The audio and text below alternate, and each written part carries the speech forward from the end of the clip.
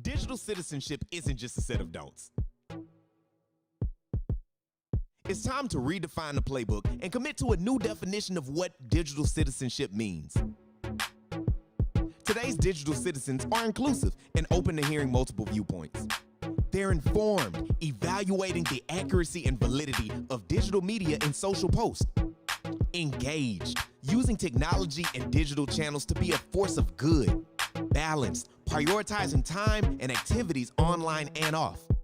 And alert, being safe and creating safe spaces for others online. Join the movement today at DigCitCommit.org.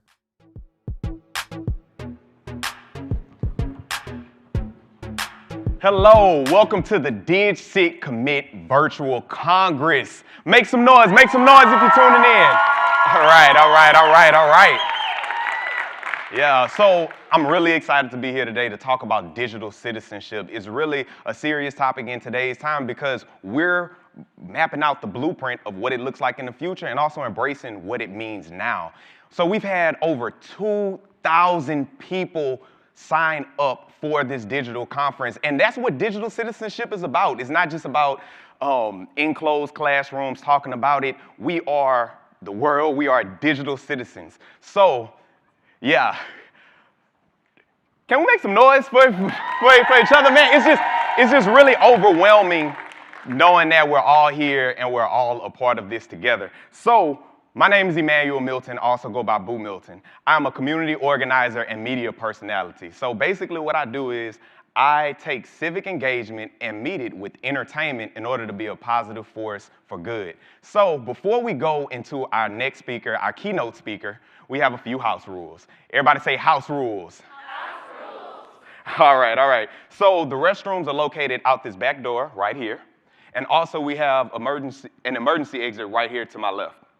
Also, if you want snacks, water, or just anything to munch on, once again, it's right out here out the back door. So, everybody say snacks. Snacks, yeah. All right, so we're streaming live right now on Facebook and YouTube. And if you're tuning in online, please go to DigCitCommit.org in order to download the Action Planner Journal. So, we're about to get into it. So, next up to the stage, we have Mr. Richard Culata. Richard is the CEO of the International Society for Technology and Education. He began his career in the classroom as a high school teacher and served under the Obama administration. Prior to joining ISTE, he served as the Chief Innovation Officer for the state of Rhode Island. Give it up for Mr. Richard Coulata. Thank you, sir. Thank you. Woo.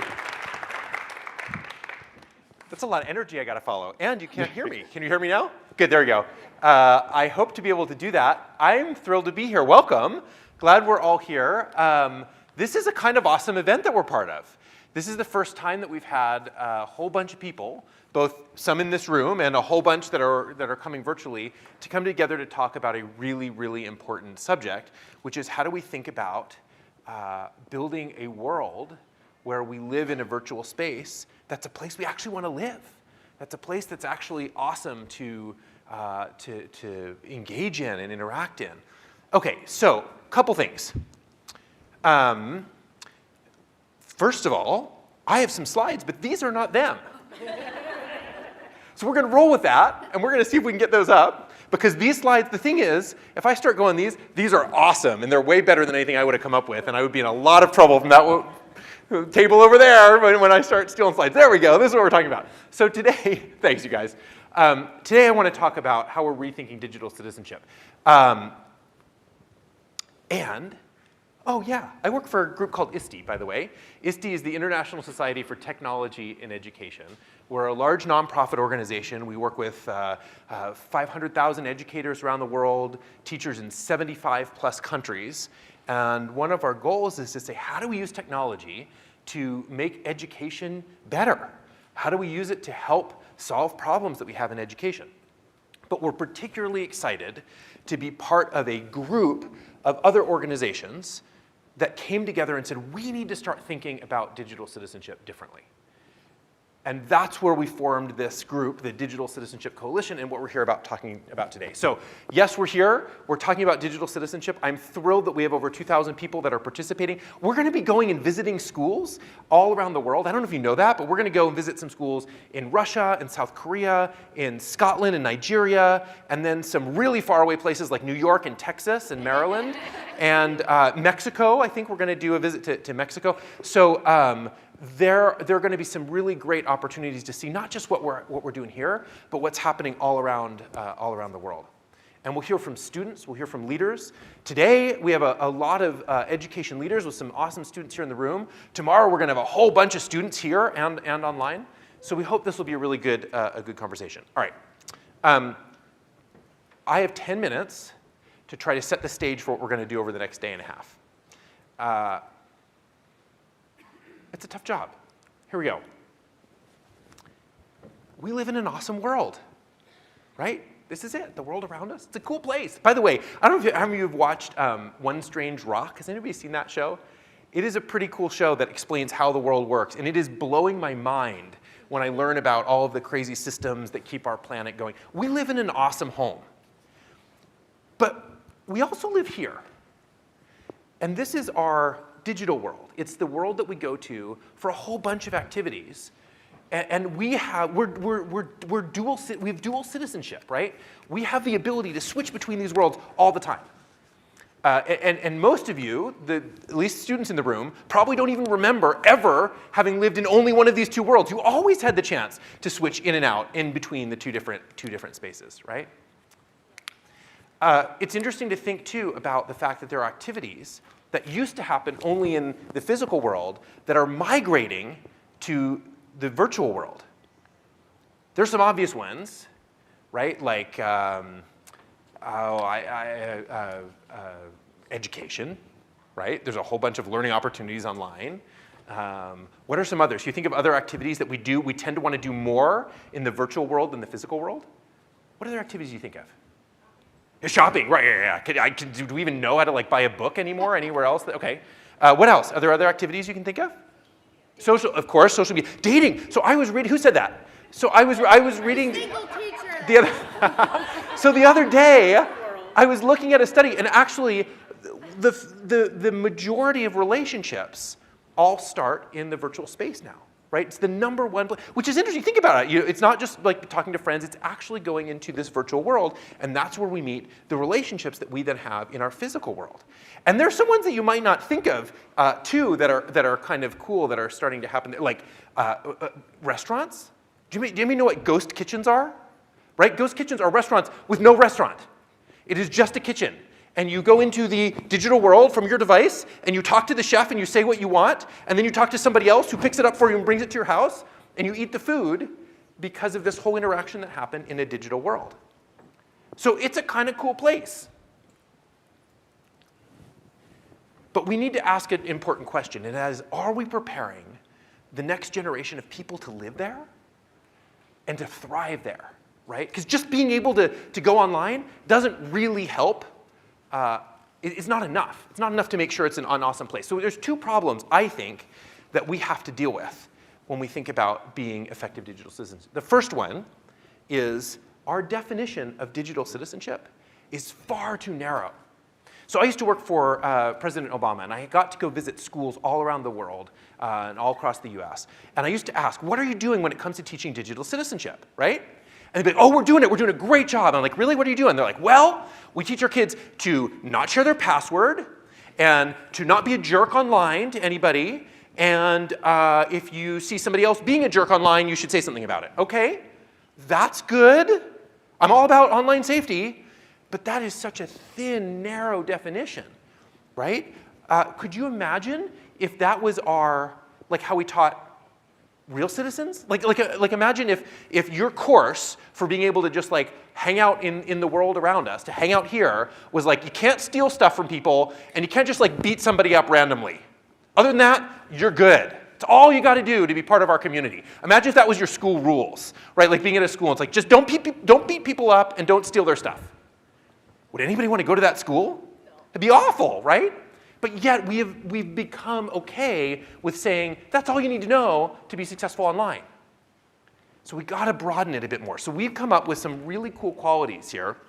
These are 5 qualities that we believe are critical to being successful in a virtual space. Being inclusive of other people, right?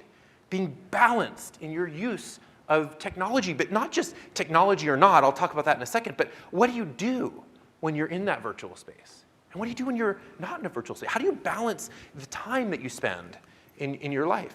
Are we informed? Are we actually able to get good information and recognize good information and not so good information? Are we engaging with our community, and are we alert, of course? Are we making sure that we're watching out and being safe?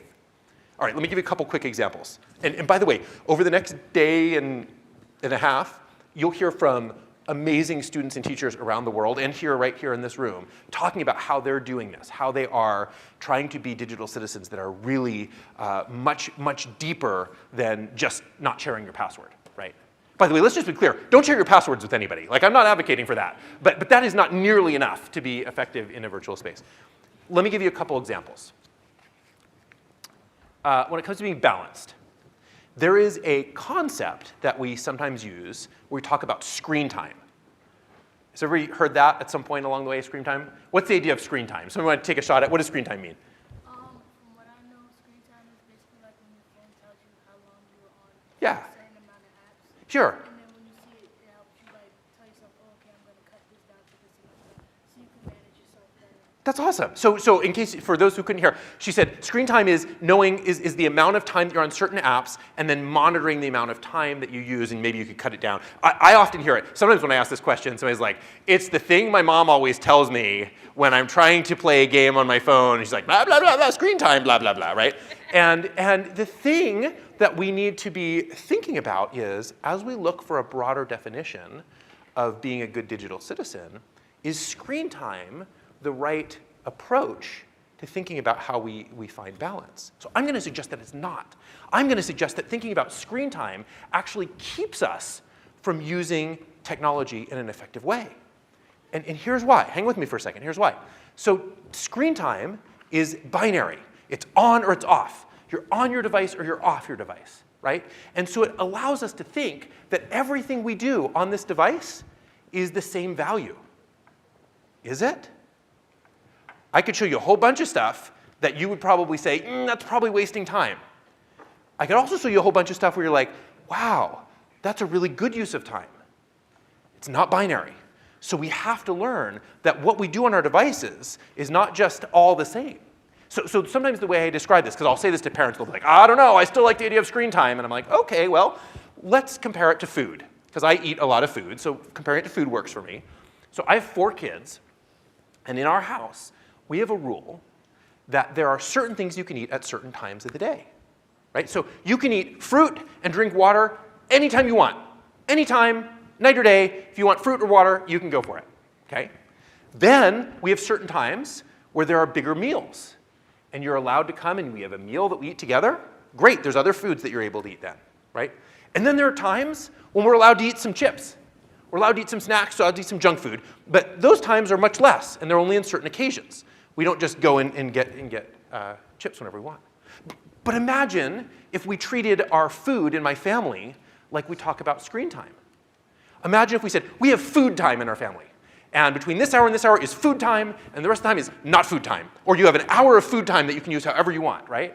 And so if I eat chips and Twinkies for that entire hour of food time, am I going to be a very healthy person? No, of course not. I'm going to be very sick. And so part of what we need to say, what we need to learn is, it's not about food time or not food time. It's about making decisions about what food you're eating when. And some foods it's okay to eat a lot of, and some foods you probably should have very little of, and maybe not even once a day. That's the same idea we need to start thinking about when we talk about how we use our devices. What are we doing? It's not all the same. And figuring out how to find that balance is a critical key to being good digital citizens. All right, one more example, and then I'm going to wrap up. Informed. One of the things we have to learn to do to be an effective digital citizen is to recognize information that is true and information that is not true. Or even more trickier, information that is neutral and information that is biased. Right? Almost all information has some bias, and we have to be able to, that is the most important thing that we need to have as a society in order to stay alive. Like, it is our ability to survive, is recognizing information that's true or false. Recently, there was a study, there's a thing called the PISA. PISA is a big study that they do all around the world. They look at students in a whole bunch of countries and they compare who's doing well. That's, you know, when you always hear those things, you're like, oh, you know, kids in China are really good in math, or you hear things like that. Those come from this thing called the PISA study, where they go and they look at kids and how they're learning in different parts of the world, and they compare them. And they can see who does really well in some areas and who does well in others. Well, they do this test every couple years. This last year, they just released the results. They added a new question. And so the question was trying to figure out, or a series of questions, trying to figure out if kids could recognize true information from false information. Almost 90% of kids around the world could not distinguish between the two. That's scary, right? Like, that should scare all of us if we can't figure out the difference between true and false information. Okay, the reason I have this up here is because this is one of my favorite stories. So there was a professor at the University of Connecticut. And he wanted to see if the students in the schools around him were able to tell the difference between true and false information. So he did a brilliant study. He went into their class, and he said, one of the, worked with the English teachers, and he went into the class, and he said, I want you to give an assignment to your middle school students. Okay? And the assignment was really simple. So watch it if any of your teachers start to do this, by the way. So it was really simple. They simply said, I want you to write an essay, one-page essay, on the endangered northwestern tree octopus. Right? That's all you have to do. Simple, just write the study, okay? And he had made this nice site right there called Protecting the Endangered Northwestern Tree Octopus. He made it with some kids in his lab and put it up there and bought the URL that said Endangered Tree Octopus. And all he did, this whole study, all he did was look to see how many kids had turned in the paper. And how many were like, wait a minute, what is this? Right? That's all he was doing, okay? How many kids in his study do you think said, no, this is ridiculous? Say it louder. Yeah, one-page essay. Sorry, I thought you said the answer there. She said it. Oh, I said nobody. You said nobody. Not that bad. One person said, wait a minute. This cannot, everything I know about octopi, is that a word, octopi? Octopies, everything I know about octopi and everything I know about trees would tell me that this is not possible, right? But the rest went to the internet, the source of all wisdom, and found this site. There's a picture of an octopus in a tree, you guys. And so they wrote the paper, and they cited this site, and they included graphics and vocabulary, and they turned in a paper on the endangered northwestern tree octopus. And so one of the things that we need to remember is that in order to be a good digital citizen, in order to be an effective member of this virtual world that we live in, we have to be able to be much more discerning, right? Much more skeptical, and actually be able to ask whether, and distinguish whether things are true or not. Okay, my last part. The second problem that we have to fix is that most of digital citizenship is taught in a very negative way, right? We say, don't do this, don't do that, don't be bad, don't do this, don't be a jerk online, don't do this, don't sit, right? And unfortunately, digital citizenship is not a list of don'ts, it's a list of do's. Because guess what? You can't practice not doing something. If I'm like, hey, I want you to be really good at not playing basketball, okay? So I want you to practice not playing like, what does that even mean? You can't, there is no way to practice not doing something. And so what we need to do is we need to switch this around, and we need to say, stop saying don'ts, but let's say, what are the do's, right? One quick example here. There was a great school in, not far from here, La Cañada School District, and they said, instead of talking about anti-cyberbullying and don't be a cyberbully, what if we say, let's teach everyone to be good cyber friends? See how they flipped it, right? Instead of saying, don't do this, they said, what do cyber friends look like? What does it mean when you are a good friend in a virtual space? What does it mean if you are in a virtual space and you see somebody that is doing or saying something that is not appropriate to somebody else?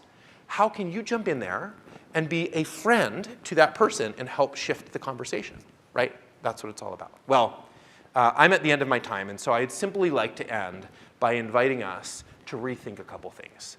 Let's rethink how we can be the type of people that we want to be in this amazing virtual world. Look, I am so excited about technology. You will hear from me and from the rest of the people today, this is not one of those, let's all stop using technology conversations. I am not there. I am the nerdiest guy on the planet. My license plate literally says nerdy. It really does. In Virginia, it's nerdy. That's my license plate. I love what we can do with technology. It is awesome. But one of the things that we have to be really clear about and understanding is that we can, if we're not careful, create a world that none of us want to live in. And it's our job, literally you all here and the thousands of you that are watching, it's our job to decide what that's going to look like and make sure that we are creating a world that not only has awesome stuff happening, but it's a world where we want to be in, where we can be our best selves, where we can thrive and help create the type of world in the future that promotes good and helps us be the type of people that we want to be and want others to be around. That's our simple task. Are you up for it? Easy, right? All right, let's do it. Thank you very much.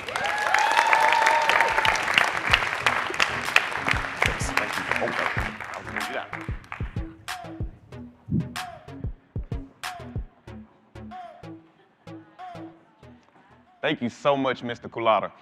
How y'all doing? Y'all was feeling that? Yeah. All right. Hey, if you're tuning in online, we want to thank you so much for joining in. Man, this is global. This is a worldwide movement. So if you're tuning in online to stay on course with what we're doing, please download the action planner on DigCitCommit.org. That's DigCitCommit.org. So also, if you're here, another housekeeping rules. Everybody say housekeeping. Housekeeping. All right. If you have a badge, please make sure that you write your name on it, your Twitter handle, and pronouns. There are Sharpies on the table. So as we move on to the next part of the day, we have an opportunity to reflect. So as Mr. Culata said about rethinking what digital citizenship is, it's time for us to reflect on what that looks like for ourselves. So if you pull out your action planners, we're doing part 1, discover your path. So you're going to reflect on this on your own, start filling it out, then share with the table when you're comfortable, and then after that, we're going to all share together. And if you're online, we want to hear your thoughts too. So use the hashtag DigCitCommit, and we'll be back in 15 minutes.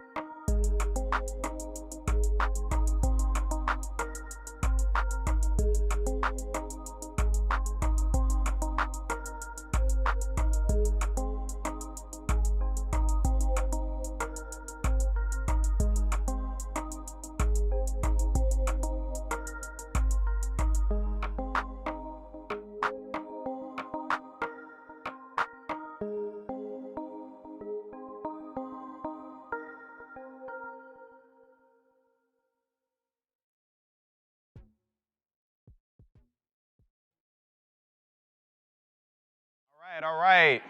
Can I get everyone's attention, please? All right, starting to wrap it up. All right, so how was it? It was good?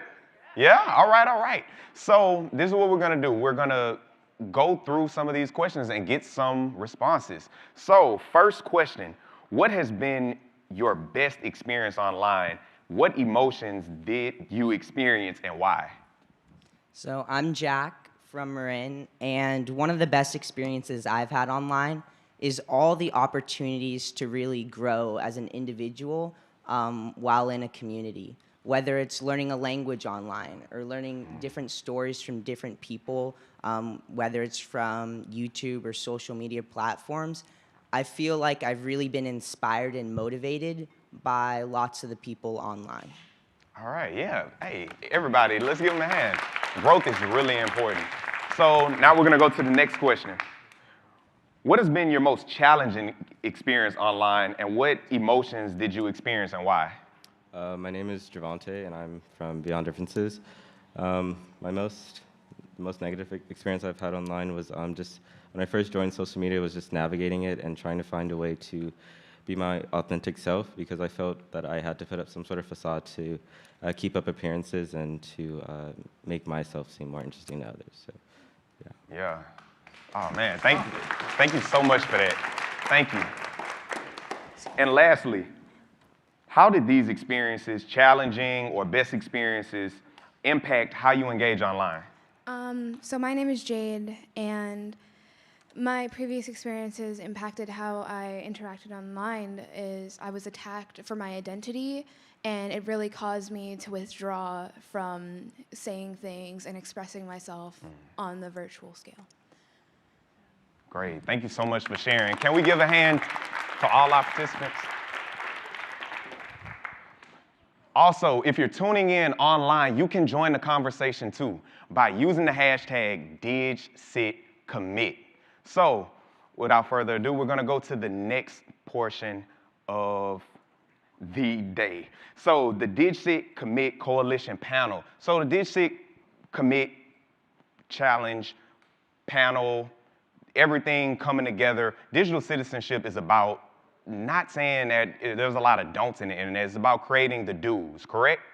So in doing that, we have some great speakers to speak on that. So coming up to the stage, our moderator is Sanaa Giovanni. She is a Harry S. Truman Scholar studying at the University of Pennsylvania, pursuing a dual degree in nonprofit leadership and education, culture, and society. She is the founder and CEO of the Love Your Natural Self Foundation. Give it up for Sanaa Giovanni.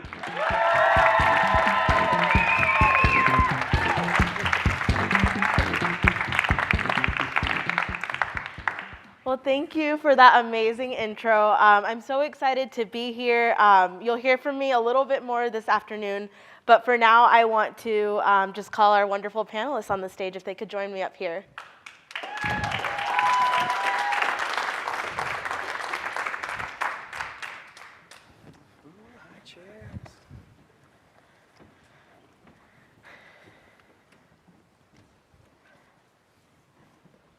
Well, hello, welcome. I'm super excited to be moderating this and just to learn from all of you. So just to start, so everyone can kind of know where you're coming from, could you really quickly just provide your name, title, and organization? And we can go ahead and go in this order. Okay, sure. So my name is Merv Lapus. I'm the Vice President of Education Outreach and National Partnerships for an organization called Common Sense Education. Hi, everyone. I am Jen Hanley. I am the Head of Safety Policy for North America here at Facebook, and just a very warm welcome to campus. I hope you're all excited to be here, and we're thrilled to be hosting you for the next day and a half, so I hope you enjoy. Hi, everyone. I'm Rachel Robertson. I work in the education department at KQED, which is the public media station here in the Bay Area. And my role is a program manager for professional learning, so I work with teachers in classrooms to help students make their voice heard. Hi, everyone. My name is Dan Kogan-Drew. I'm the co-founder of a company called Newsella, which you may know as publishing article-length nonfiction, so multiple reading levels, so everyone can participate in classroom learning. Hi, I'm Bob Garfield. I am Executive Director of the Save the Northwest Tree Octopus Foundation. No, I'm not that. There is no that. I am a co-host of the public radio program On the Media, which is on 450 stations and also a popular podcast. And for the purposes of this exercise, I am a co-founder and chairman of the Purple Project for Democracy. That's wethepurple.org, and we are trying to address what we think is a staggering loss of trust and faith in the democratic process. Well, thank you. I'm so excited to learn more about each of you and what y'all do. I loved this first question of the reflection that we all had, kind of just reflecting on our personal experiences and what we've been through online. And I want to start with a question kind of similar to that for all of you. So could you tell us either like a personal story or an anecdote about what's been your most rewarding experience online, and maybe how you felt around that experience, what emotions you experienced with that too? Sure. Just go down the line. Anyone like to go first? Ladies first?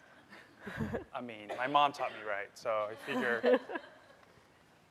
I'll go first. So I really appreciated the comment earlier around how being online allows us to be in community with each other. And that's really a positive thing that I found online. One of the things that I've seen recently is actually on a showcase that KQED just launched for young people to post their views on election issues. And they have a chance to make audio or video commentaries that really show how they feel, both personally and through research and other ways that they learn about an issue. And I got to see a video by a student down in San Jose, an 8th grader, who talked about access to healthcare, affordable healthcare, which is a huge issue in our country. And she did it by sharing her own mother's story, dealing with cancer treatment. And so she was able to feature her mom in the video, and she's doing great. But she also featured a lot of research and what she had learned about healthcare, access to healthcare, who has access to healthcare. And it was just great to be able to connect with a student I'd never met and hear what she had to say in a place that can be accessed by anyone. And so that was just a really great experience that I could see what she was feeling about an issue and why it mattered to her. Awesome, thank you. Jump in next door. Okay. No, you. Okay. No, I'll go. No, go ahead, you. I was just going to say, it's a sense of community for me as well. I'm a brand new mom, and before I had my son, I read 1 million books about how to be a parent. And then he got here, and I had no idea what I was doing.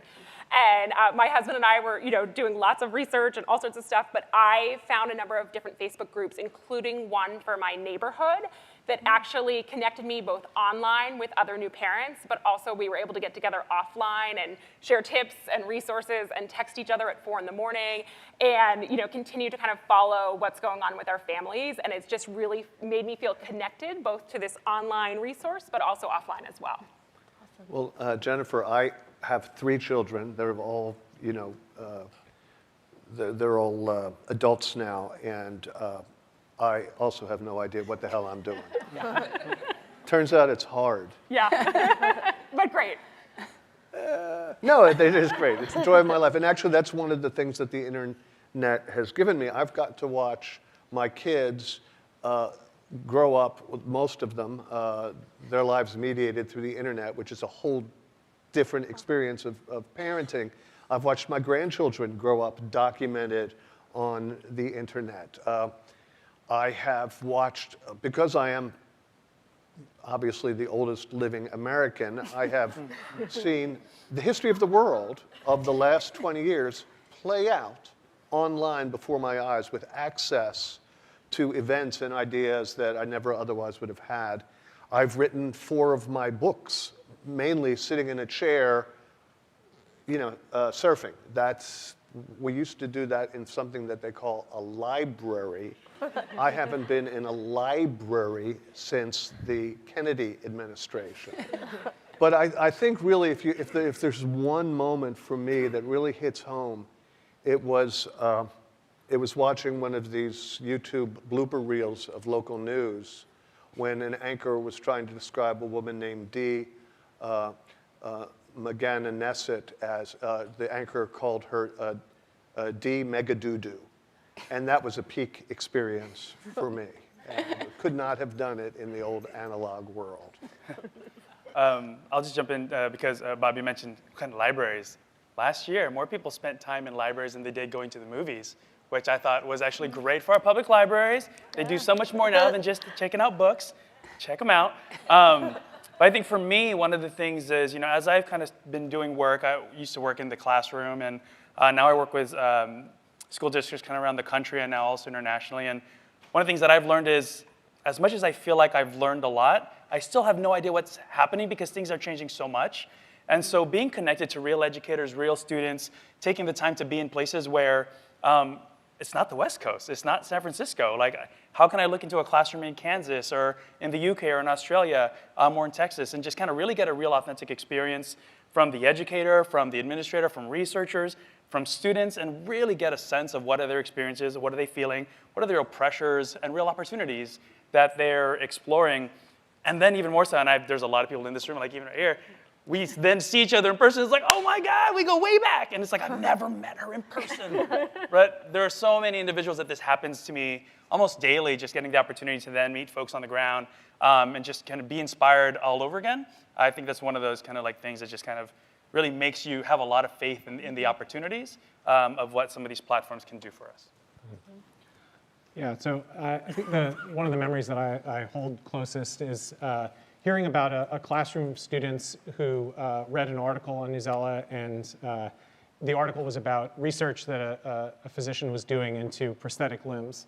And they said, we have a teacher in our school who lost one of her arms from the elbow down in some kind of a machine accident.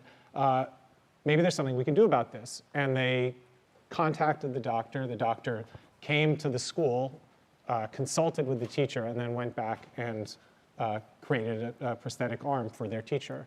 And for me, that was, it's about online, but it's really about the face-to-face and the action that you take offline or, in real world, as I say, real life. And that was the power, I think, that the technology had, that the internet could bring these groups of students together with a change maker in their community and someone who could use change. And then they found the resourcefulness and the motivation to take that action, and then they could see the direct outcome. That was very inspiring. Thank you for sharing. So now I want to dive into a little bit what your specific organizations do, because I would love to hear more about that work. So what's one resource or initiative that your organization is currently engaged in that focuses on this idea of empowering digital citizens and well-being? Sure, I'll just get started this way. So I work with an organization called Common Sense Education. It's under kind of the Common Sense and Common Sense Media Hub. And Common Sense Education, our whole focus is really empowering kids and families to really kind of provide them the resources and the tools so that they can navigate the world of media and technology in really effective and innovative ways. But one of the ways of doing that is really first providing kind of a good, strong foundation in the classroom and at home around, do I feel confident in these spaces? And what are the real pressures that I might be kind of feeling through these experiences that I want to be able to address so that I can have an opportunity or the space to do really innovative and creative things with the media and technology in our lives. So we've been doing a lot of research and continue to look at what are the effects of media and technology on kids? What are the real dilemmas that we go through? Because like Richard was mentioning earlier, it's like, it's not about just say, don't bully or don't cyberbully, don't be a mean person, but it's recognizing that sometimes when we see these things online, there's a certain type of pressure that we might feel, or maybe understanding that on the other end, there's a real feeling that person's engaging with. So understanding empathy, understanding courage, and recognizing that these building blocks are part of the way that we make these really important opportunities of decisions, and how do we empower our kids and even give them the resources and the tools to maybe stop and think about how they can use this as an opportunity, because sometimes our worlds go so fast. And sometimes it's about giving them the tools, the dispositions, the thinking routines that they can ask themselves when they go through them, so that these tools continue to be positive experiences for them, and really innovate the classroom or innovate their living, which is, technology is not going anywhere, and our kids are so much better at it than we are. So how do we make sure that they can, one, thrive in it, but then two, do so in a way where they're looking out for each other, and really keeping these as positive experiences. Yeah, awesome. Yeah. And it's all free, K-12 curriculum, all available. And a lot of folks always say, that sounds great, what does it look like? And so we're also going to be releasing an implementation guide at the end of this month that'll kind of walk through what do districts actually do to make this come to life and to really change that culture in the classroom and at home. Yeah, that's really cool. Yeah. Thank you. Great. At Facebook, we take a 5-point approach to safety, which involves partnerships, policies, tools, resources, and feedback. So part of why we love ISTE is that we love being part of that coalition and being in partnership. And one of the resources I really want to talk about is our digital literacy library. So I hope you here in the room and everyone at the classrooms watching takes a look. If you haven't seen it already, you can find it on the Facebook Safety Center. Our digital literacy library was launched in 2018. It involves modules of curriculum for those ages 11 to 18. It was developed in partnership with Harvard's Berkman Klein Center for Internet and Society, and it has just wonderful resources for educators. It involves modules about privacy, well-being, safety, even content production, and it's a really thoughtful approach, I think, to digital literacy and citizenship. And I'm really thrilled to be able to mention that coming later this year, we're going to be building on that, and we're going to be releasing a new resource that's going to be the premier digital citizenship and well-being resource. So I'm really hoping we'll be able to share that with all of you very, very soon, but would love you to take a look at that when it's available. Also, just really quickly, in addition to the digital literacy library, we've been doing a project with the National PTA here in the United States, and we've done 200 digital family community events across the country in all 50 states. That took place last year, but all of those resources and toolkits are still available for any school to download. And like the digital literacy library, we really take an empowerment approach there. There are tech talks. There's even an opportunity for teens and kids to educate their own parents about digital citizenship. So definitely take a look at both of those when you have a chance. Thank you. Awesome. Well, we just launched at KQED Education our first Youth Media Challenge, which is called Let's Talk About Election 2020. Because yes, let's talk about the election. And it's a place that where students can submit audio or video commentaries, kind of like the one I was talking about earlier, around an issue that matters to you. And that could be a national issue that everyone's talking about, and I know we'll hear a lot about that throughout our time together. Or it could be a local issue that's really important to your community. And so students will create audio and video commentaries. Again, that is a little bit of a personal take on an issue, paired with some research that you might have done on it.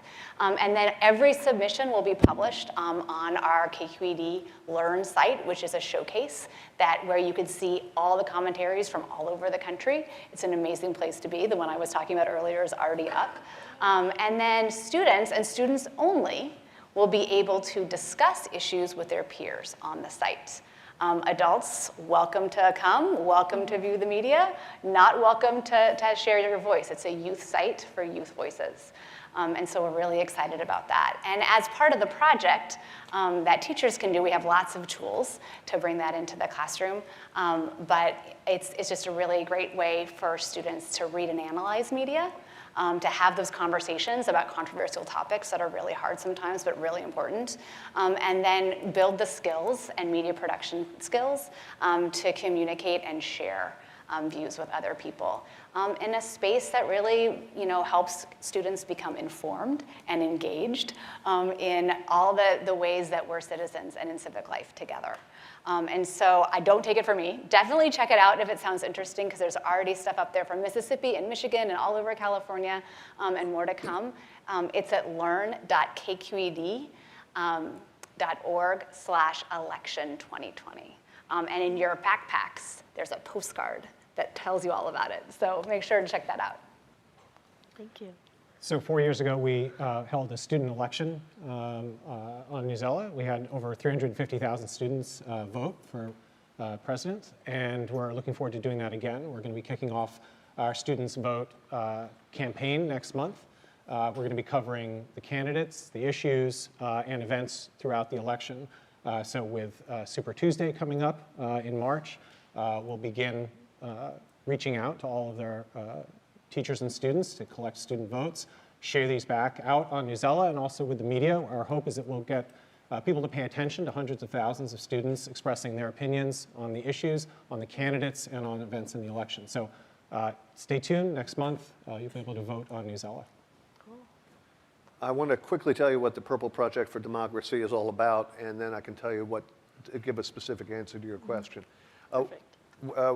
As you are only too well aware, the 243 years of American democracy have yielded a lot to cherish, and also many, many sins and failures, from slavery, our original sin, to the Tale of Tears, to the internment of Japanese Americans during World War II, to the overthrow of a number of governments, to Abu Ghraib, to the Iraq War, to it is the Pentagon Papers. It's a long, long, long, long list, and now we have this almost insane political stalemate, the polarization to a degree we haven't really seen since slavery, and. One of the consequences is, according to some very large polls, some staggering results, and that is that 30% of millennials and younger are prepared. They feel so disillusioned, so disaffected, and so betrayed by American democracy that they are prepared to try something else. Whether that's authoritarian government, there is some sentiment in favor of army rule. Army rule, dude. And a bunch of us got together, and we have to, with the determination to reverse this, to try to change the trajectory of disillusionment about democracy by reminding people how it's supposed to work, how it has worked, and what our democracy looks like compared to societies that do not enjoy our political freedoms. So that's what we do. And we do many things along those lines, including a bunch of content at wethepurple.org. But we also wanted to, the specific answer is, we have a list of 76, get it? 76, right? Things that you can do right now to participate, to engage, to join, to devote actual hours to. And we provide on our website links to those things. And I mean, it's a pretty good list from running for president to doing community work down by the library, to canvassing for a candidate, to you name it. And the premise is that the salvation of American democracy is increasing civic participation in our democracy, which is our responsibility as citizens. And we are trying to cultivate that to eventually create a whole new social norm. Just like friends no longer let friends drive drunk, we are hoping that in 5 years' time, friends won't let friends check out of the system. That's Purple, wethepurple.org. That's awesome. Thank you. This is really amazing to hear about.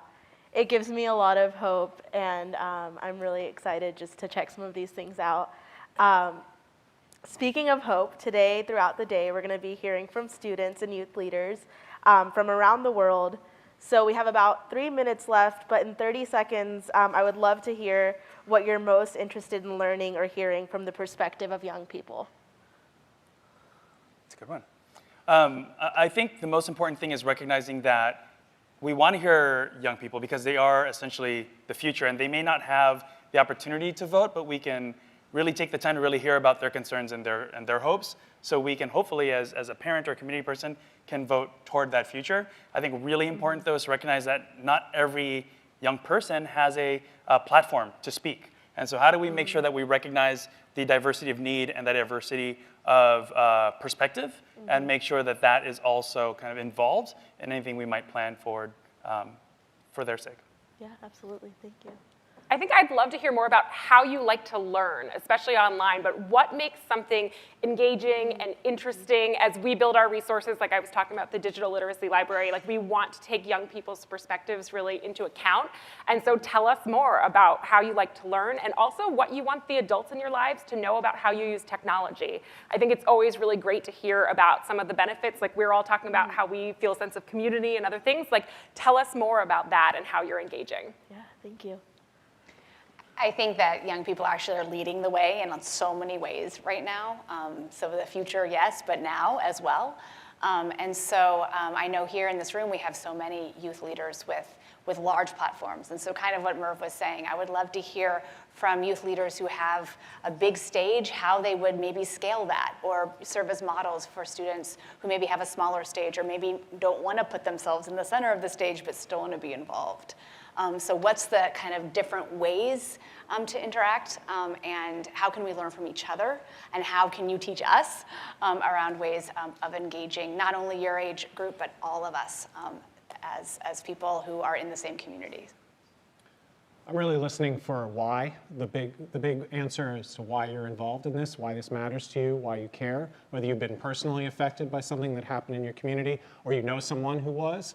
We're all 1 degree or 2 degrees removed from the impact of the lack of digital citizenship or citizenship behavior around us. I'm really interested in collecting statements of why, because I think that's got to galvanize a much larger population so that this issue takes the kind of urgency that it deserves. I know this is all about digital citizenship, but you can't tweet yourself into a better world. You can't Insta yourself into a better world. And I want to know what makes you angry enough. When are the stakes high enough for you to actually act? Talk about 1 or 2 degrees removed. We are 1 or 2 degrees Celsius removed from planetary incineration. Is that threat enough to get you into the act? Get into the act. What does it take to make you do that? That's what I want to know. Well, thank you so much, you all. Thank you for joining us. Thank you for all your insights. Can we give everyone a round of applause, please? Thank you.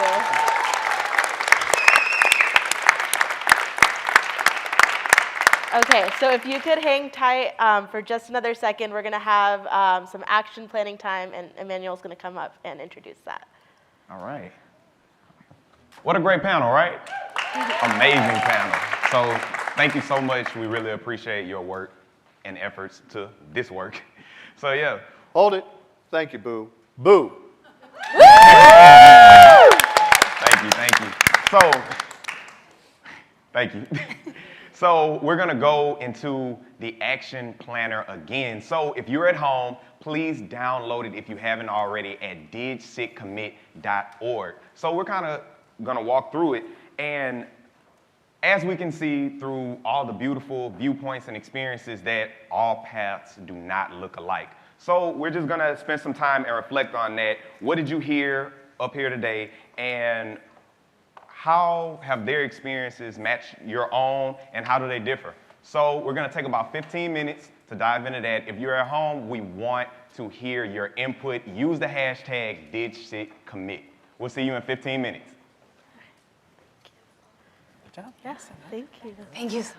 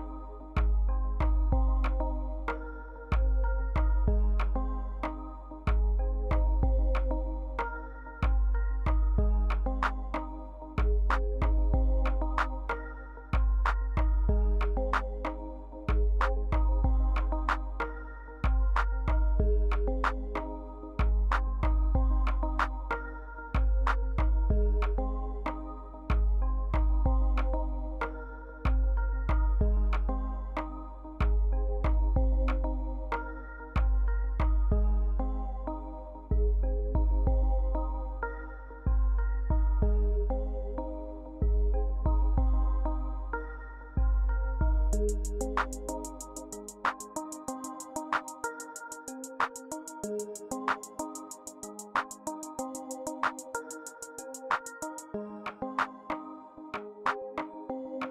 their seats. Oh, I'm sorry. I'm sorry. All right. Can everyone find their way back to their seats?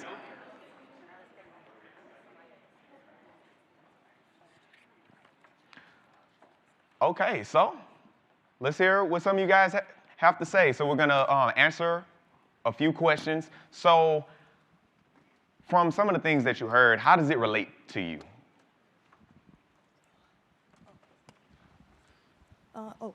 Hi, my name is Kamisha. I'm from Brooklyn. And I feel as though politics and being able to speak our voice with politics, I could agree with. Because as a next generation and as a citizen, I feel that we should be able to express ourselves and speak our opinions, because it makes no sense that how we're the next generation and we can't get to shape our futures by giving our opinions or how we feel about it, because it's like our future. Why are you taking that opportunity away from us? Yeah, that's it. Yes. Thank you so much for that. Give me a hand clap.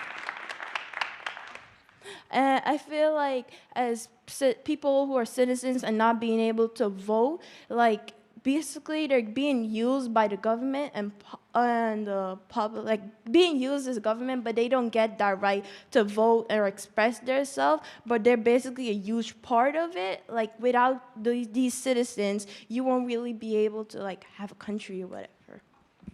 Thanks. Thank you so much for that. Thank you, thank you. My name is Sadie, and I'm from San Jose. I feel like I can relate to the stories I heard because I do feel inspired by a lot of the things, a lot of people's stories I see on the internet. But I feel like I can't relate because as a kid, we're always stuck behind this wall of stranger danger, you don't know them. So I feel like I can't really like compliment if I see something I like because, as I said, I don't know them. Like maybe I don't have a voice like if they're a stranger. Yes. Thank you so much for those thoughts. So can we give everyone a round of applause? All right, thank you, thank you. All right, so, and if you're tuning in at home, please use the hashtag to join this conversation as well. We actually have a leaderboard up to see who's engaging the most, so let's see who can get the #1 spot. All right, so we're actually about to take a break to go stretch your legs, get something to eat, use the restroom, whatever you feel like you have to do during this break. So, once again, if you're at home, use the hashtag DigCitCommit. And if you're here, right after we close out, we want to give a few house rules. Thank you. We'll see you in 15 minutes.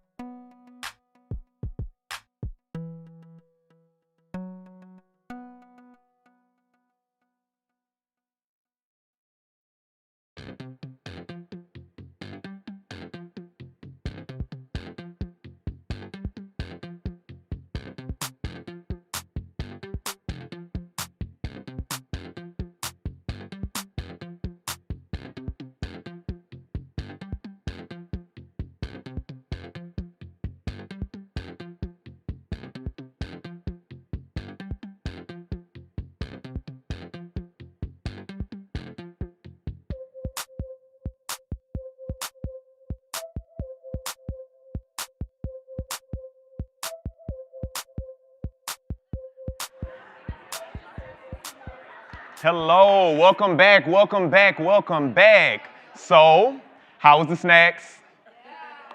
Kind of great? Yeah, we're at Facebook right now, so you know we got some really good snacks. I don't know what you're eating on at home, but hopefully it's as good as what we're eating out here.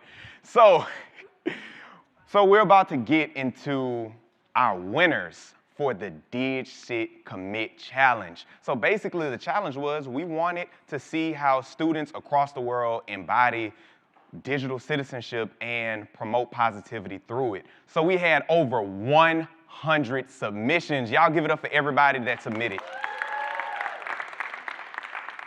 So our 4 winners, 2 are joining us here today and 2 are actually joining us online. And we thank you so much for submitting.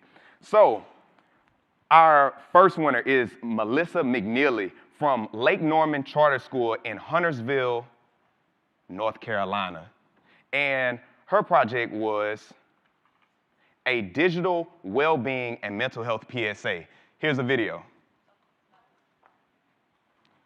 Oh, I'm sorry, we have videos for our other 2. So our next winner is Jennifer Francis from Bowen Elementary School in Powell, Kentucky. And her project was Morale Media. Give it up for Jennifer and Melissa.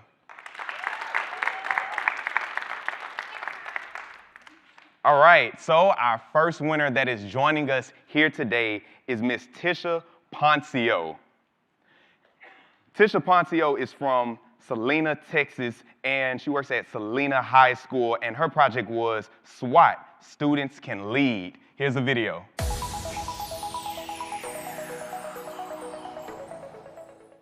The way that I promote digital citizenship individually is through being an example of how to do that online to my peers, and as well as helping things like small businesses or teachers also promote their own digital media in a professional way. As a team, we run and use 4 different social media accounts.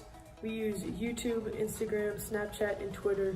We're all working on it together and learning how to use them in a more professional way. Digital citizenship is a person's behavior when they're on the internet or using technology. Digital literacy is the tools that you use, such as the search filters when you're looking for images that you can use for reuse, or using quotation marks when you're trying to find a specific word while you search.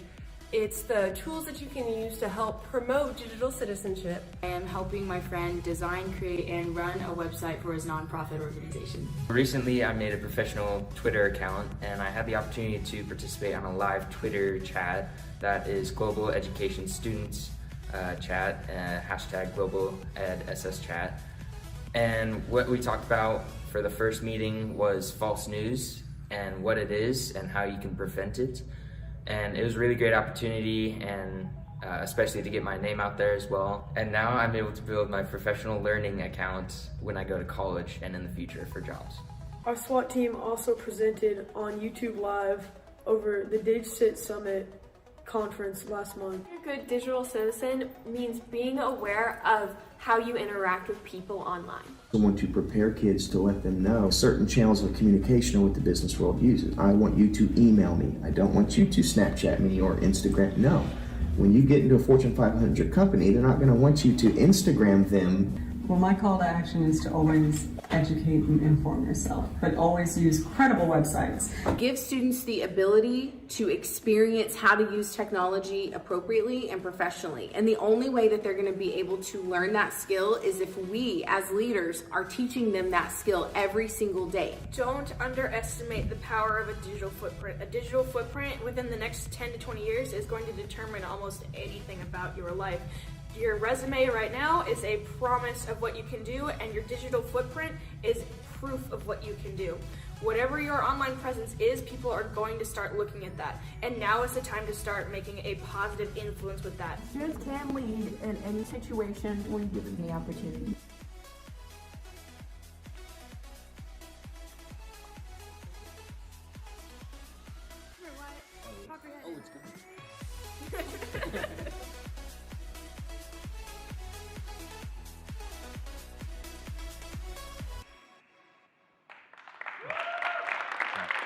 Let's welcome to the stage Miss Tisha Poncio.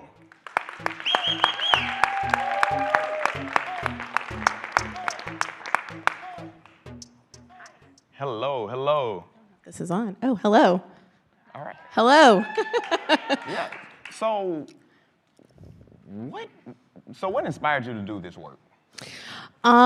Well, I have been an educator for 20 years. This is my 20th year in education. And so I remember being in a classroom back in 2008, 7 and 8, when my students would not get off of something called Facebook.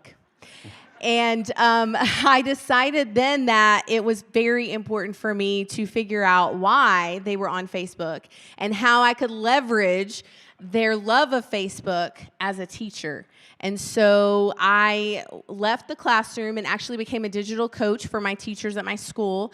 And then when I had the opportunity to run a student leadership team, I decided that in order to really combat the whole don't do this, don't do that, I was going to give students an opportunity to lead. And they are proof that you can allow students and guide them and model for them how to lead using social media, using digital media, learning information literacy in order to go out past the four walls of the classroom and be an incredible asset to society. Love it. Thank you so much. We appreciate it. Thank you.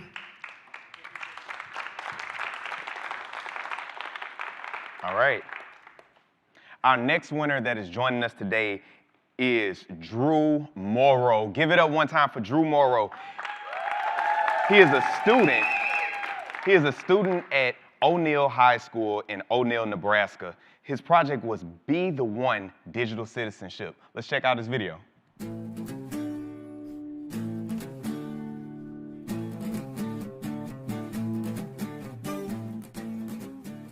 Tell you that online is a scary place for kids to be. But research has proven that kids who use social media in good ways are more successful in school and life.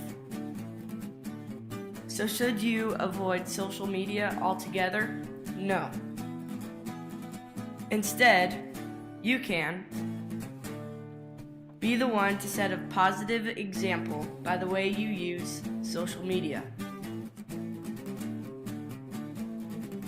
You can be the one to tell a friend to stop if you see them making negative comments online.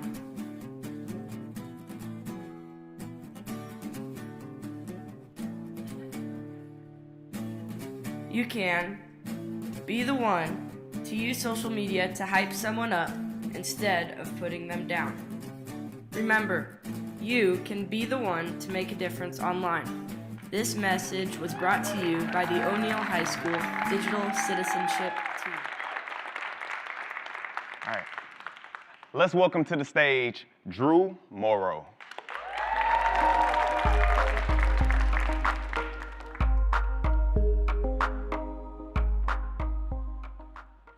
Thanks, Drew. We appreciate you being here. So, first, I have a personal question. Yeah. Did you get that jump right on the first time? Or did you have to keep doing it? It took a couple tries. Hey, man, it was great. I enjoyed it. So, do you have any remarks about your video? It was a great video. I mean, it kind of explained itself. But do you have any thoughts about it? What inspired it, maybe, you know? Yeah, so actually a teacher, my dad, actually took us to a digital citizenship symposium in Neely, Nebraska. Service unit held it, and that's really what kind of inspired me to do the video. And then with help from my mom, she really knew how to run that stuff, so she taught me how to do that, and then I just put the video together. That's beautiful, man. Thank you so much. Thank you. All right. Give it up for all of our winners and all the submissions. We had over 100 submissions online. And if you want to congratulate all of our winners online, please use the hashtag DigCitCommit. So now we're about to go into a real intimate part of this day. It's going to be a conversation between two young leaders who are really on the ground getting the work done when it comes to digital citizen and justice. So coming to the stage, we have Matt Deitch and Naomi Walker. Matt is a revolutionary, filmmaker, organizer, political strategist, and artist from Parkland, Florida. He is one of the co-founders of March of Our Lives and served as the executive director and chief strategist. Naomi Wadler is a 13-year-old social justice activist, motivational speaker, and reporter. She has gained national attention for her speech at the March for Our Lives rally in Washington, D.C. Welcome to the stage, Matt and Naomi.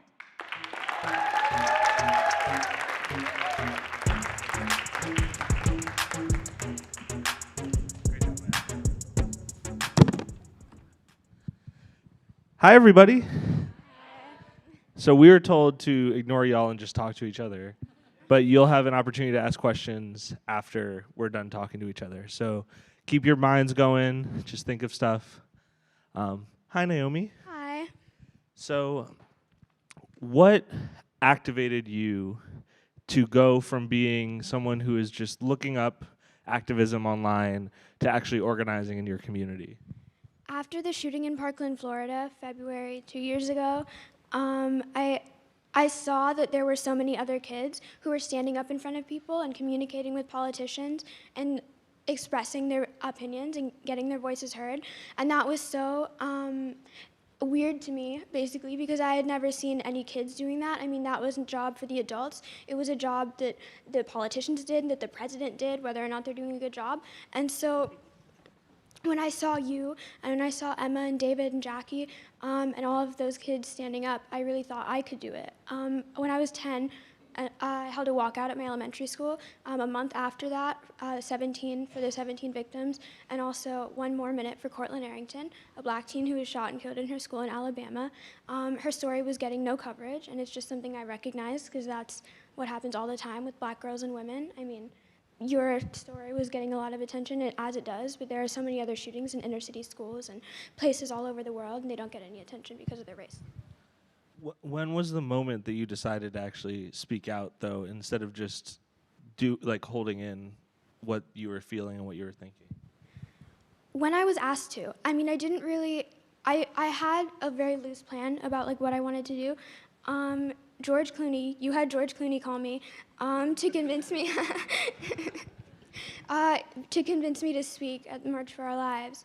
And I never had people telling me that I could do that. Like my mom and I had always had conversations about you can do whatever you want, but I never really took that to heart and thought, oh, well, I actually can do whatever I want. And I can join this movement. And so George Clooney was pretty persuasive, and so were you. Yeah.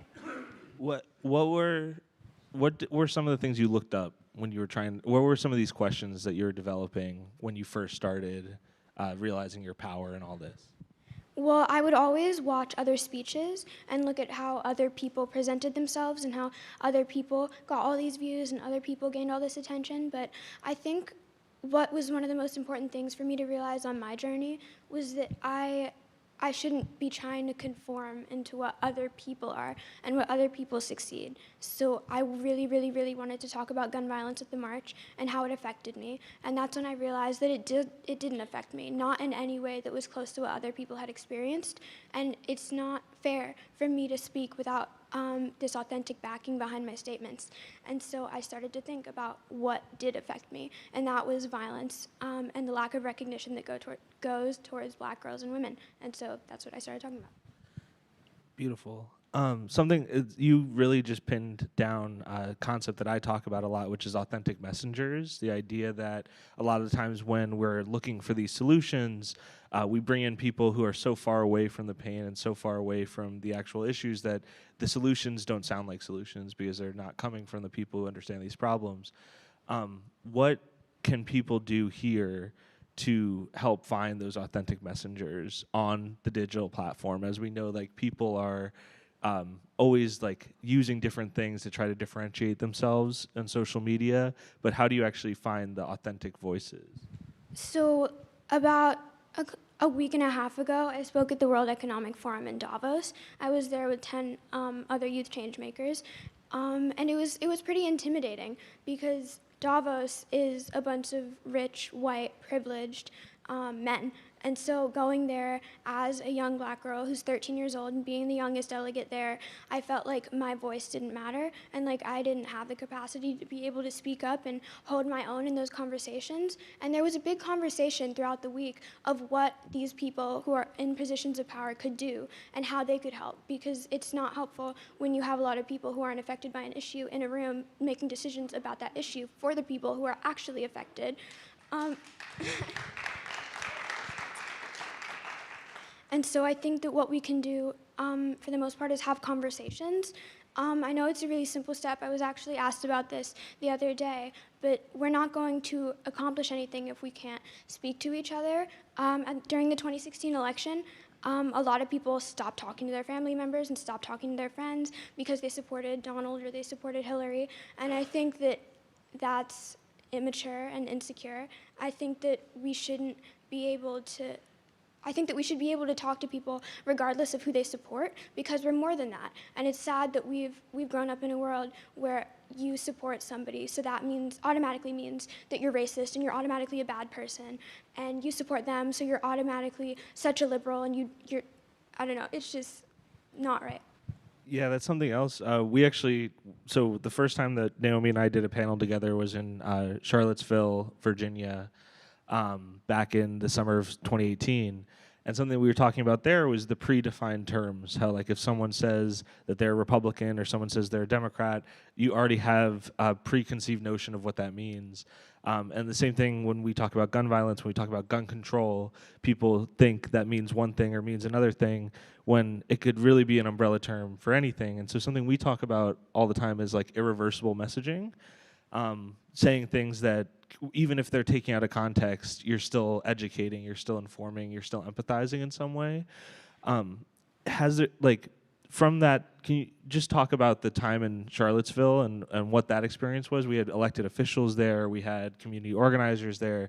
That's a community that's on the front lines of the hate that is organizing in this country, and we tried to go there to organize the opposite of that.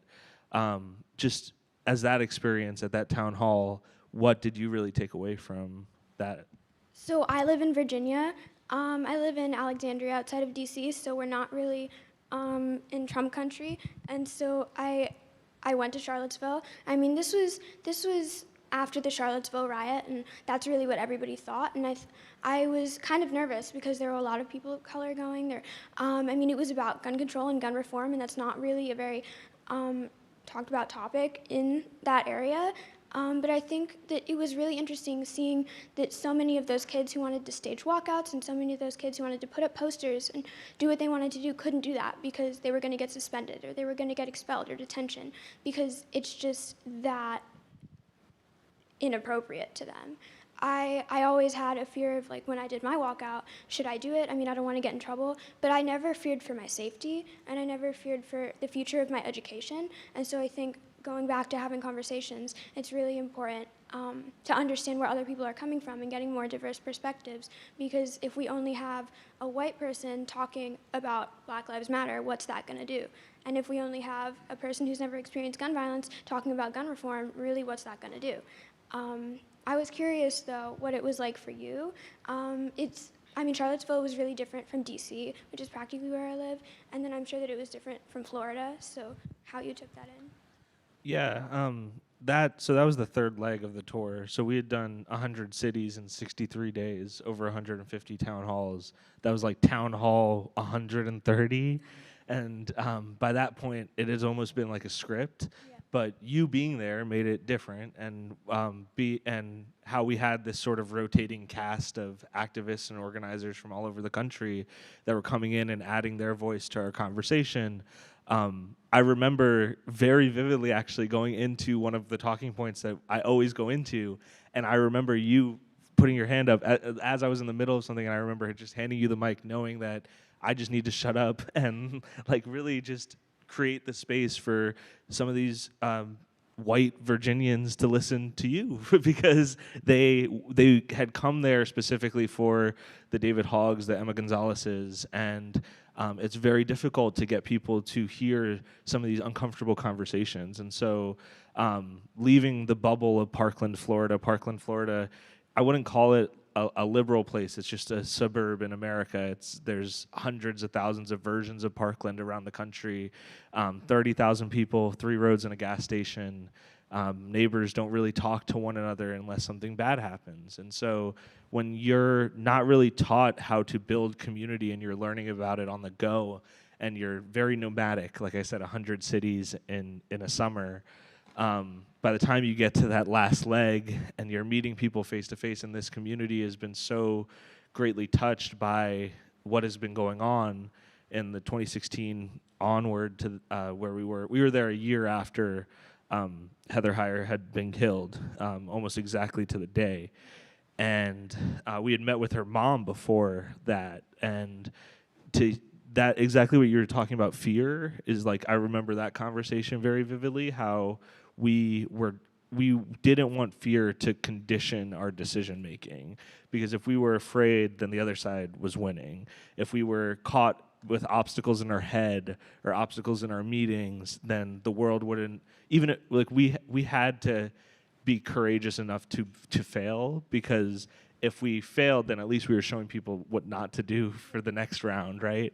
And so like getting over that fear was difficult, because people tried to kill us on the road. I mean, there were over 7 attempts to kill us on this tour, and there were people with guns that would show up to our town halls. Thank God that didn't happen in Virginia, but we'd talk to those people. We would talk to the people who wanted to kill us, and we'd try to get them to empathize with the work and try to understand what was going on. And I think a majority of the people who disagreed with us were living in a different world. They were living in an America where the violence wasn't as palpable as it was, or wasn't as visceral and affecting as it was for all of us. And I know, like, every time I see a shooting on the news, or every time I read a name, my DMs are open on Twitter. I get DMs once or twice a week of people who survived shootings trying to just make sense of it. And it's nonstop. And if I let fear control how I respond, then I'm not going to respond in a way that helps or heals or builds. And so I'd love to hear how you overcome this fear every day, and how you really vocalize courage in these different spaces where you said, like, I don't know why they'd listen to me at Davos, but they need to listen to you at Davos. So I think that it's a really interesting topic, especially regarding America. People often argue because they don't want their Second Amendment rights taken away, but that's because of their experience in this country. But then others have experienced something else, and so that could be beneficial to them, not beneficial to the other people. The 1619 Project that was done by the New York Times really delves deeper into the history of slavery, and not just the top layer of the textbook in the one page and then the test. We learn about it and we hear stories, and a lot of historians were very upset because they thought that it wasn't correct and that all the stuff that they were saying wasn't factual. But that's their side of the story, and so you can't. And then there's that side of the story. I feel like the whole slogan, "Make America Great Again," is really controversial in this sense, where a lot of people are asking, when was America great? America is a place for immigrants to come, and I'm able to say this without fearing for my life. However, I do not feel as if I am treated equally to anybody else in this room, or to people outside in the world. And I think America has been great for a specific type of person, and so it has its ups and downs, but you get uncomfortable when you think that America is this great country, and that it's the best country in the world. It's doing so well economically and financially and like everything. It's just the best country in the world. And then when people are challenging that view, and they're saying, actually, your people did this to my people did this, your people, it's threatening, because you don't want to give up your power. So where have you seen people or seen the path to seizing that power, or for young people to seize that power?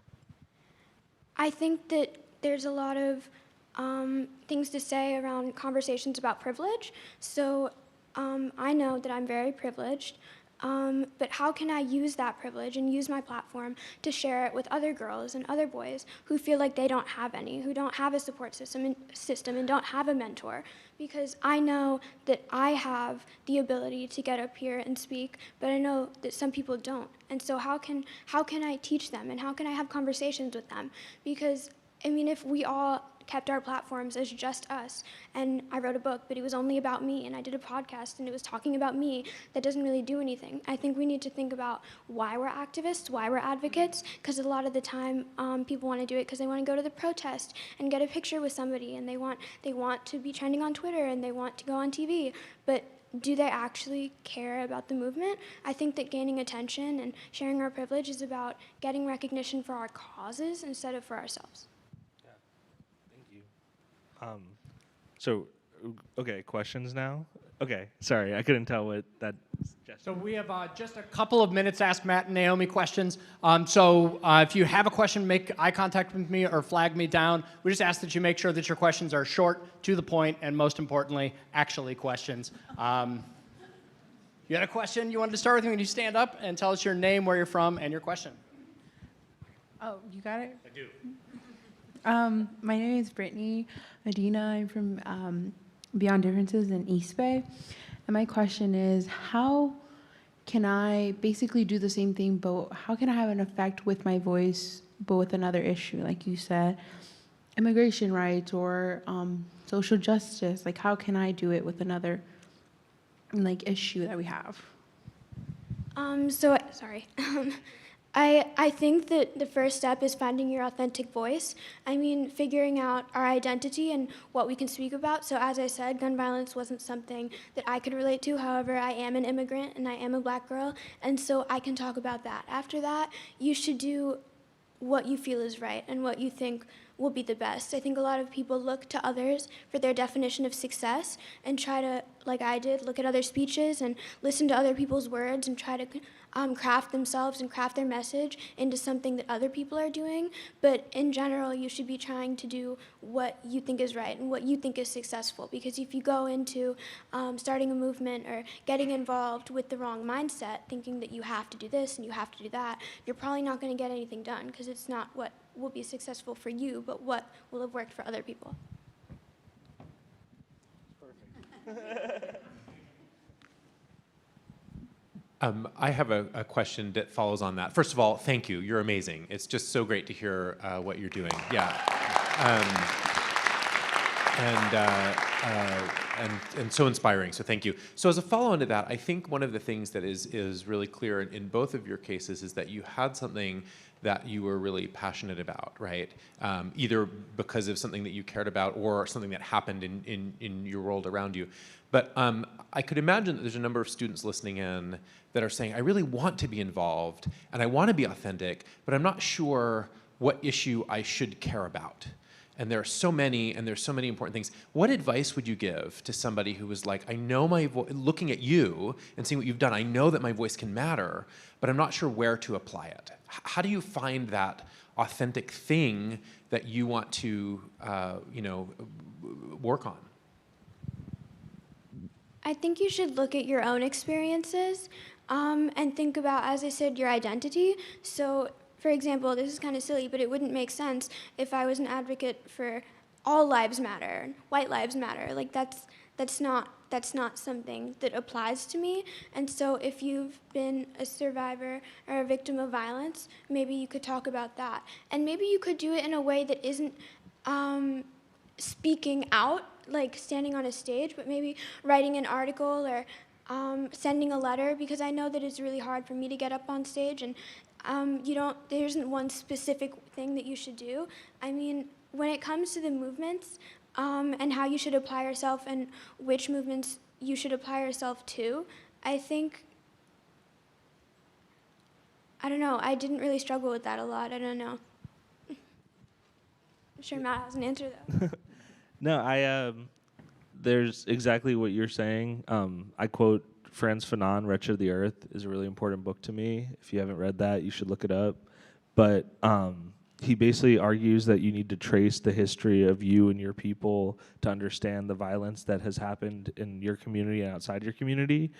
And And that argument is basically saying that, like, look within and look around to realize what is affecting the people around you and where does this connect to people that aren't around you. And when you're really asking and educating and expanding your perspective, because we're all limited to our own life perspective, and talking to people who are on the front lines of all of these different issues, I didn't understand immigration, like the immigration crisis in this country, until I went to the border and worked with people who are doing the work and learned the complexities of what is going on there and how it connects to the criminal justice system and how it connects to the climate crisis and how it connects to gun violence and all of these things. All of these injustices connect. And so getting on the front lines of any of them does help all of them. In different ways. And so it's about looking into what your resources are in your community and what you're capable of organizing and adopting that organizing mindset that you don't need all the answers, but you can surround yourself with people who can help you get to those answers and ask the better questions so that you can actually start chipping away at building some sort of organized front to actually like redistribute power or disrupt the power structures that are causing injustice.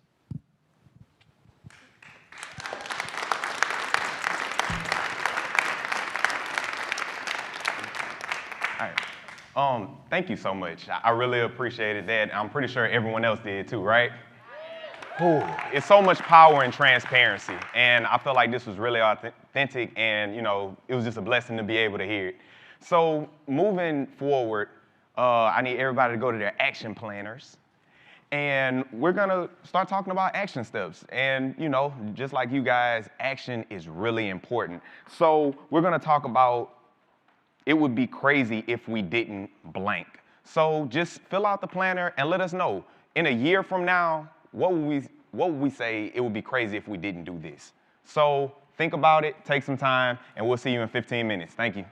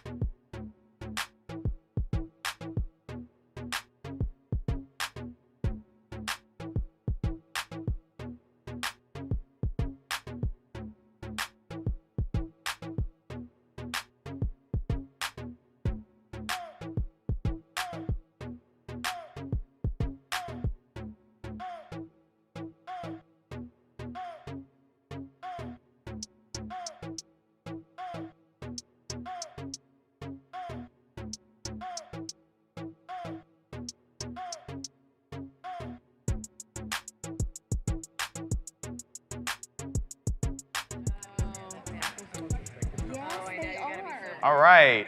If I can get everyone's attention. All right, all right. So we're about to share some of our thoughts and reflections. Once again, if you're online visiting, please use hashtag DigCitCommit to join the conversation. So we're about to answer a few questions. So the topic was, we're talking about action plans.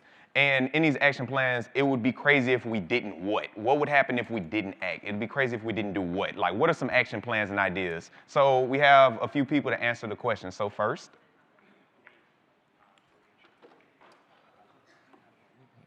My name's Kevin Morrow. I'm from teaching a small school in north central Nebraska. I teach 8th grade science and do some tech integration.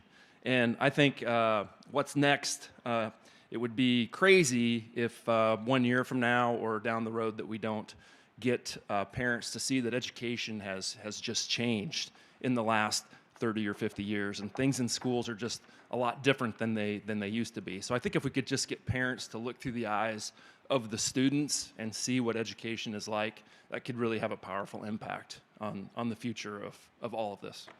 Yeah, that's beautiful, man. Empathy, empathy. All right, next. It'd be crazy if we didn't do what? Hey, everybody. I'm Kelly Mendoza at Common Sense Education. I think it would be really crazy if we didn't start in kindergarten to teach digital citizenship every single year, every single student, to teach these skills from K to 12, and you can start really early. You got to start early to ingrain these skills in students. So that would be pretty crazy if we didn't do that. Thank you. Last comment of the day. And we have one more. You got it. Okay. Yeah. Oh, okay. Let me hold it. Okay. It'd be crazy if we didn't, like a year from now, have assemblies like this in schools, because teens are like social media magnets or phone magnets. And I feel like if we were to have something like this in schools, then it could greatly affect our communities and how teens use the internet all around. Man, that's great. That's great. So I've been hearing a lot about school integration. So let's talk to some superintendents. Let's talk to some people in charge. All right.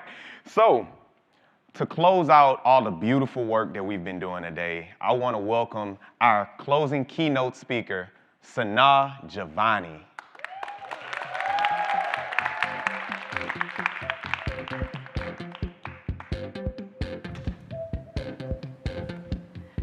Thank you. Thank you so much. I'm excited. Well, how's everyone doing? I'm super excited to be back up here and just to share with y'all a little bit about my work and why digital citizenship is so important to me. So as I was introduced, my name is Sana Giovanni, and I'm the founder and CEO of a nonprofit organization called the Love Your Natural Self Foundation.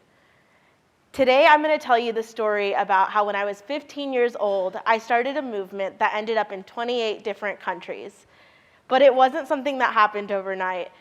It took a lot of progress and work. So it starts when I was 3. That's me when I was a baby. I know. But I remember just being the happiest kid, just always running around, always playing. And one of my first memories ever is my mom sitting me on the counter, doing my hair, and finding a bald patch about the size of a quarter. And I remember she gasped and started crying and called my siblings into the room, because I'm the youngest of 5 kids, and she had never seen anything like it. And from that moment, I knew something was different about me. I didn't know what, and I couldn't exactly put it into words, but I knew there was something off. Thankfully, I only had a condition called alopecia areata, so my hair would grow back pretty quickly. But it was something I always had to deal with growing up, and I never knew how it would affect me beyond that. Then I got to the 7th grade. As most of you know, middle school is the time where you are most self-conscious about who you are. You are just going through it. I don't think I've met anybody who tells me, like, middle school was the best year of my life, right? Middle school is that time where you're just so self-conscious, everybody's self-conscious about who they are, and it's a really, really tough patch to get through. And so I remember being in the middle of 7th grade, Spring break was about to start. I went home that Friday. I was so excited for an awesome spring break. I had all these plans. And I went to bed that Friday night, and Saturday morning I woke up and all of my hair was on my pillow. And it was heartbreaking. I truly watched my hair fall out strand by strand. I remember that morning running my hands through my hair and getting huge clumps out and just shaking because I was terrified. I didn't know what was happening. I had a little flip phone back then, and I remember I grabbed it from my bedside table and I called my mom. And I said, Mom, you need to go get me a wig. And she said, why are you calling me? I'm right downstairs. And I said, I'm calling you because you need to slide it under my door and not look at me. Because if you look at me, you won't love me anymore. I know that because I looked at myself and I don't love myself anymore. And that is exactly how I felt that morning. My mom went to the store. Somehow she found the sketchy Halloween store open year-round. I don't ask questions. I was really grateful to even have a wig. But she went to the store and she found this wig that was red, not my natural hair color. So I immediately, put that on, and pretty much that whole week stayed in my room, just afraid to go to school that Monday. The anticipation was just building up. There are some pictures from middle school. Thankfully, I got some better wigs. But the bullying was endless. I remember walking into school that first day, and it felt like all eyes were on me. You know that feeling where you walk into somewhere and you just know everyone's staring, you just know, and you just know everyone's whispering about you. That's how I felt that day. And I remember I logged into social media that night and had a notification from a page called the Sana Giovanni Burn page. And it was literally a page created to guess the different reasons I was wearing a wig. And at that moment, I saw how dangerous and how scary and how heartbreaking technology can be. Through all that, though, I realized something. People said mean things to me, but the things I said to myself were still somehow worse. I realized that if you take low self-esteem and you combine it with bullying, you get this behavior called self-bullying. You begin to bully yourself. And technology can honestly, in a lot of ways, generate a lot of self-bullying. How many times have you been on the internet and thought to yourself, everyone is doing better than me, everyone has the best life ever, and I am just miserable here on my own?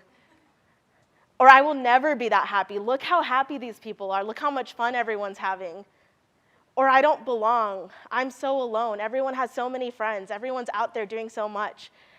This is something I struggled with then, but it's still something I struggle with today. I remember moving to college when I got into undergrad, and it looked like everyone was having the time of their life at college. I looked at it and I was like, wow, all my friends are really adjusting. No one's homesick. I'm just sitting in my dorm by myself, like eating Cheez-Its and like watching TV and crying. And then I got home and I tried to talk to my friends about what I was going through, but I felt this barrier because I was scared that they wouldn't understand.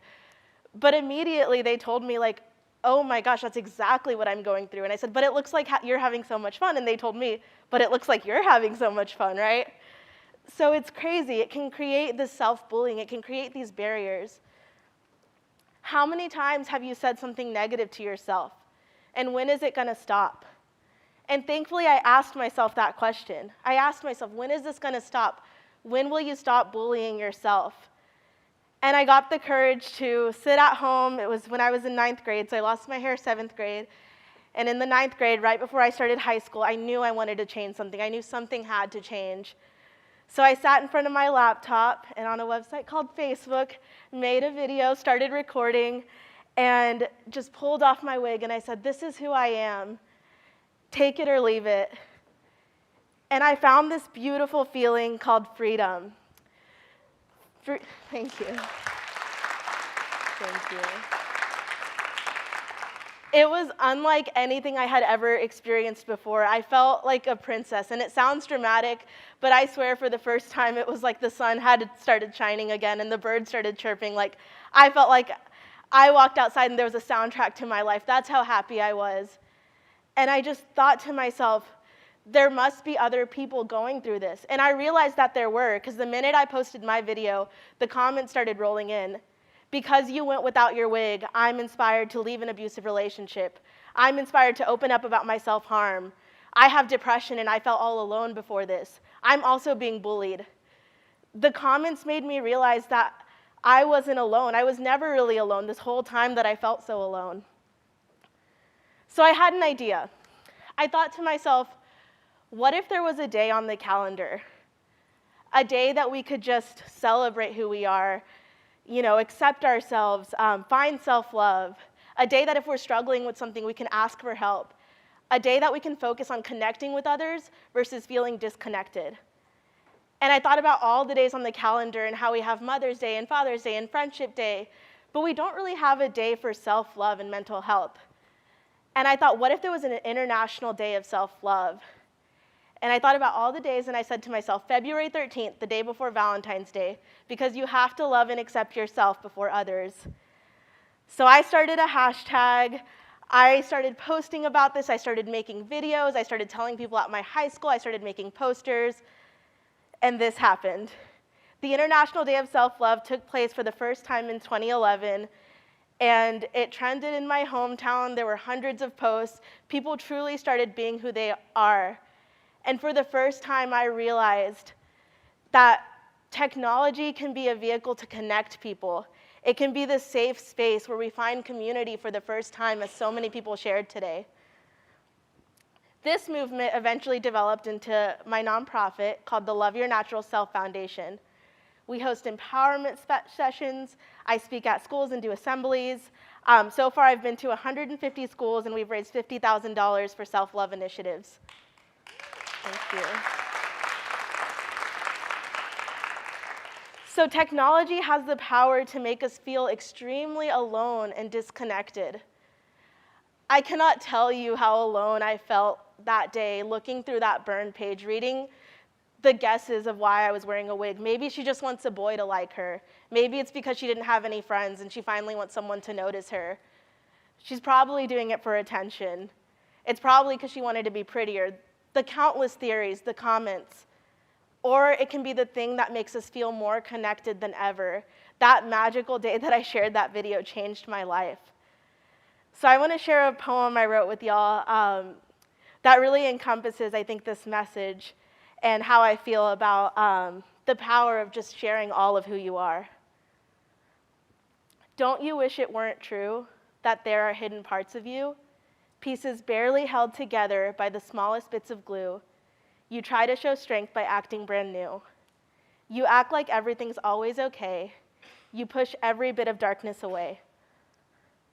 You don't share what you truly feel. Social media is simply your highlight reel. When it comes to joy, you always speak out. You speak without any fear or doubt. You speak out loud for others to see because you think, these are the pretty parts of me. But inside, you know what's true. Joy doesn't always define you. You know that you are so much more, and inside of you, there's sometimes a war. There's a war that has put cracks into who you are. There's a war that has given you scars. But you are enough. Don't you know it's these very scars that make you so tough? It's these cracks in who you are that let out light. It's these cracks in who you are that give you fight. It's these cracks in who you are that help you shine bright. And I believe these cracks should be displayed in plain sight. So don't try to hide the pain and the tears. Don't try to hide your deepest fears. Don't try to hide all of the emotion. Your depth and beauty is larger than the ocean. And it's this depth and beauty that people want to see. It's this depth and beauty that make you into who you want to be. It's not darkness that comes from who you are. It's a light that shines brighter than the stars. These cracks in who you are let out light, a light that reminds people to fight. It's a light that through the darkness guides people home because they're reminded they're not alone. And when people see your light, theirs will turn on too, and they'll feel brave enough to share the things that they go through. This cycle will just create more light, and through the darkness, the world can fight. When you choose to embrace who you are, your light slowly heals others' scars. So I know it's often hard to see, but it's these hidden parts of you that carry the most beauty. Thank you. So I wrote that when I felt absolutely defeated, but I remembered that the thing that I used to hide the most about myself ended up being what could connect me with others. To me, a part of digital citizenship means showing up. Showing up first as all of who you are. How can you be your full self and create that space for others, but then showing up to help other people? Start by making peace with yourself and then bring peace to the world. This Thursday is the International Day of Self-Love. I'm so excited to be here to get to tell y'all about it. It's going to be celebrated this year in 150 schools in 28 countries is what we reached with the hashtag last year. So I'm asking, how will you show up this year? Thank you, and if you have any questions, feel free to reach out. Thank you.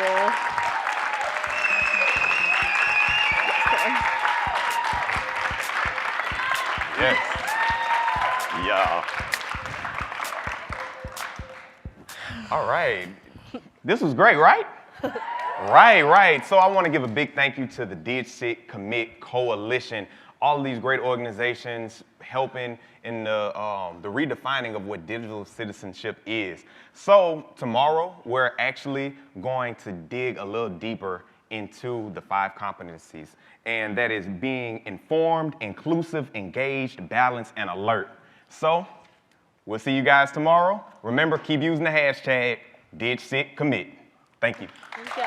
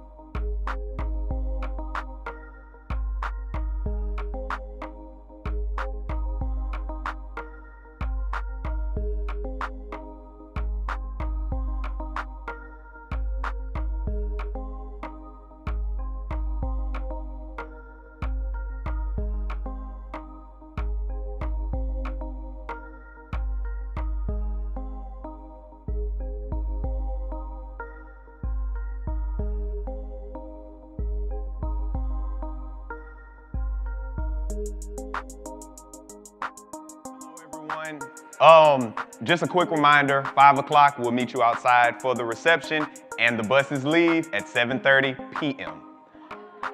Yes. Oh, also, the badges. Once again, you can take this one with you, the one that says